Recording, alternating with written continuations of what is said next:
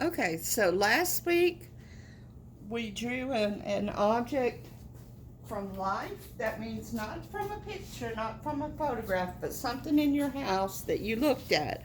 What I drew was this little hand sanitizer. We see plenty of that. And we tried to add our shadows and our highlights and our core shadows, our cast shadows. And we're going to do the same thing today, only we're going to paint it. So first thing you want to do is draw it. You could add your shadows if you want to, or you could just draw your contour lines, your outlines, and then add your shadows with the paint. Now what I'm going to do is I'm going to start out hopefully with a clean brush. I'm going to get some, again, I've been using red, so I'm going to get me some red, some white, and some black. So I'm going to start with my regular red areas. And I'm going to paint them red. Then I'll come in with my highlights and my core shadows. Again, I'm kind of painting where even my core shadows were, just like I did on the other thing, because I could paint over the red with the darker color. And I'm going to be trying to paint fast, just like I was trying to do the others. I'm trying to paint fast so you don't have to watch me a long time. When you start painting yours, you take your time. Don't be in a rush like Miss Stacy is right now, okay? I just don't want you to have to sit and look at this computer screen any longer than you have to, because I know with Tech Connect and with virtual learning, you guys look at that computer screen more than what you want to. So Miss Stacy is going to do her best. Now what I'm painting right now, I'm going to paint over those letters. This is going to actually be a core shadow. It's going to be darker, but I could paint over this light red with the dark red, and that's exactly what I'm going to do when the time comes. It just makes it easier for me personally if I go over my medium shadows and my core shadows with my true red. I'm not doing my light areas with it because I think for me it's going to work out better if I add white to those areas. Now, as you all are doing this and choosing your object, try to choose something, since this is your first time doing this with paint, possibly, unless you've had art before, you're in your classroom, at school, this might be your first time trying to paint shadows and highlights. Try to find something that's not too awful detailed for your first time. And think about where the object is. It's at your house, so it's probably going to be sitting on a table. It's not going to be floating in the air, so we want to ground it by putting a line behind it somehow. We don't want it just floating in the air, so I'm putting like a little tabletop there. A lot of young students will be tempted to put that line directly underneath it when things aren't. If it was sitting directly underneath it, it would be sitting on the edge of the table about to fall off. So you want to make sure to think about that and maybe put it a little bit behind your object so it doesn't look like it's going to fall off of the table.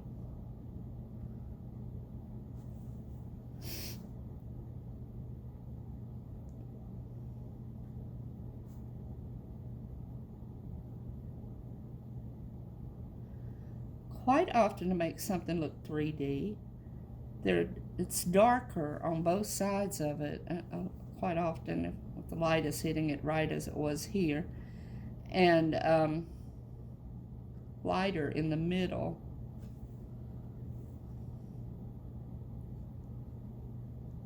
This was fun to draw. I like these lines here, these vertical lines that were in this. I don't know if you could see them, but they were fun to draw. It's little details like that that can really make something look realistic. But it can also be very frustrating for new artists. So again, if this is your first time doing this, maybe find something more simple like a styrofoam cup so that you can concentrate on your highlights and shadows and not get too frustrated. Work your way up to something with more details. Okay, so down here is going to be where I have my little cast shadow. So right now I have everything in this one basic hue of the red. I'm going to come in now with some dark core shadows. And again, they were, that's almost too dark, Miss Stacy. Tell me to lighten up. Lighten up, Miss Stacy.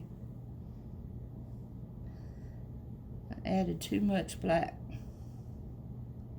So I'm just going to have to go with that. Because once you get that darkness on there. And I'm putting it around the edges. It's going to help it to look kind of 3D. This is where my paper was up here.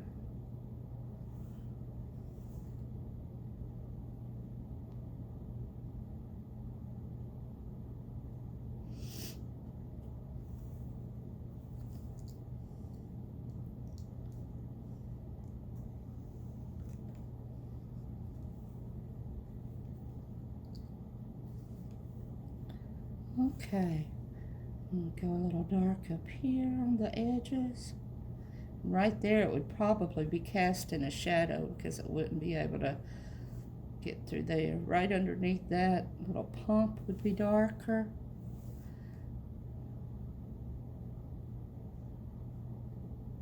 There's a little cast shadow from that.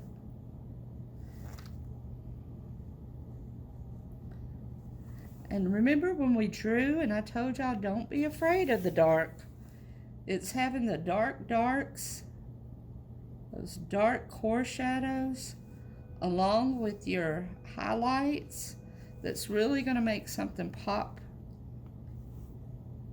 and make it look three-dimensional, more realistic. Don't be afraid of the dark.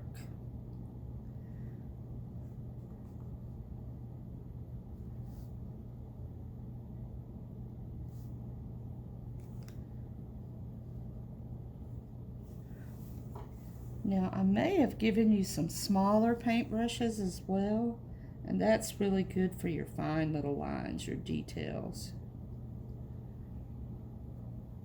Don't be afraid to change brushes. That's a good thing. All right, I'm going to wash that brush out, and I'm going to try to get all the black off of it because I'm ready for like a medium. Right in here, like a little medium red.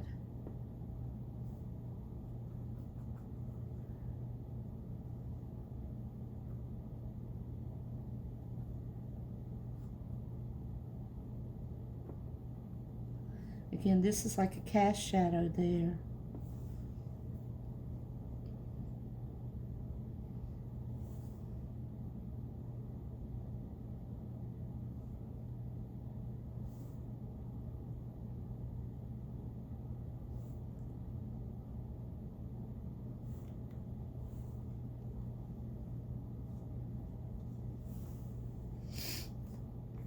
I hope y'all enjoy this.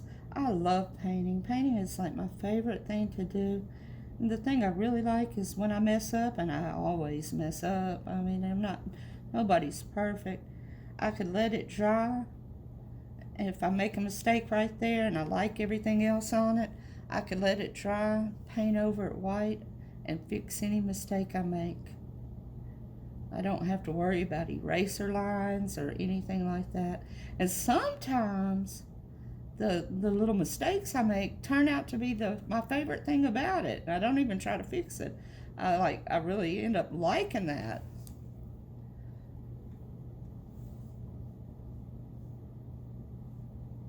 That happens actually quite often. I'm going to come in here. My thing was white, so I'm going to make this area really light. I don't know if you know what I meant. I meant my the paper on the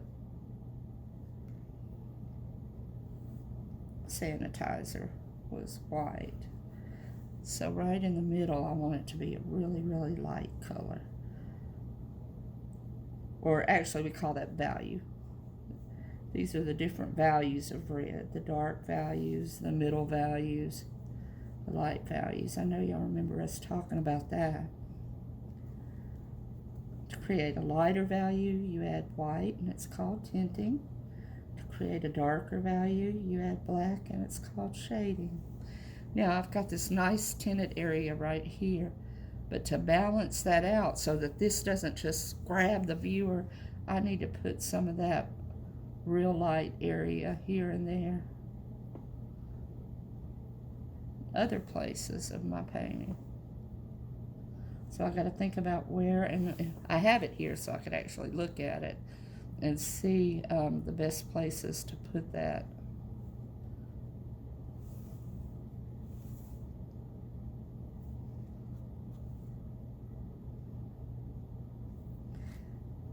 And sometimes I want that highlight to hit it so strongly, especially this being like glass, well, plastic. Sometimes I don't even try to blend it. I just put it there so that it looks like a light hitting it.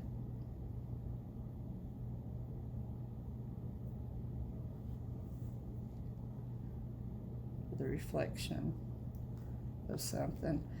Painting glass is not the easiest thing in the world to do, so I'm not going to suggest that to my beginners. Okay, my battery life died, and I was working on this, and it just stopped. So here's what the finished product looks like. I want you to notice that I painted something in the background because every piece of the paper is important. I kind of thought about a portrait. When you take your school portrait, the background is kind of just blurred so that it doesn't take away from the photograph of you. Well, in the still life, I wanted to address the background, but I didn't want it to take away from the still life. So I just kind of made it darker up at the top and just kind of made it lighter as it got close to it. I also, instead of trying to write everything on the little cover on the sanitizer, I used my initials and put on there as the brand SAS and the year down at the bottom, just kind of as a creative way to sign it. I worked it into the actual artwork and just played with it a little bit, tried to address the tabletop and all that good stuff. So find something simple to do this with. Draw it first lightly, add your shading even, so that when you get your paint, you'll know right where to put your dark values and your light values. If you feel like you're more advanced and you're ready for something more detailed, go for it. But otherwise, if you're a beginner at this, find something very simple like a bowl or a cup, or maybe a bowl of fruit, fake food even. Eggs are fun to work with. White eggs on white paper with something white in the background.